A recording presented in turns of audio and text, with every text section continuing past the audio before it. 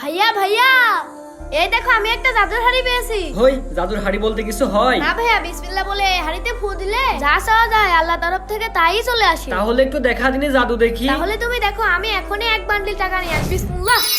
হে এই দেখো টাকা। ওরে আল্লাহ, সত্যি তো। ভাইয়া তুমি এই হাড়ি কোথায় পেলে? ভাইয়া কাল সকালে যখন আমি ছোট ভাই একটু দাঁড়াও। হ্যাঁ কি হয়েছে? ভাইয়া তোমার কাছে কিছু টাকা হবে, আমি কিছু কিনে খেতাম। ভাইয়া আমার কাছে এই 5 টাকাই আছে, নাও তুমি কিছু কিনে খেও। ছোট ভাই একটু শোনো।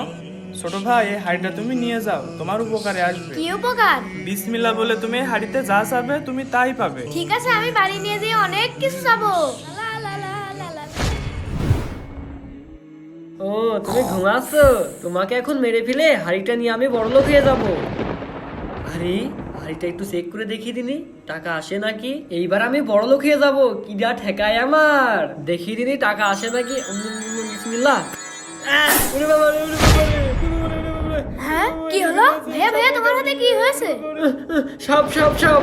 হ্যাঁ কোথায় সাপ? এখানে তো কোনো সাপ নেই। ভাই আমি তোর এই হাড়ি চুরি করতে এসেছিলাম, এই জন্য আমাকে সাপে কামড়িয়েছে। দেখেছো ভাইয়া, আমি ভালো কাজ করেছিলাম, তার প্রতিদানে এটা পেলাম। আর তুমি খারাপ কাজ করেছো, তার প্রতিদান তুমি সাপের কামড় খেয়েছো। আমিও আমার প্রতিদান পেলাম, তুমিও তোমার প্রতিদান পেলে।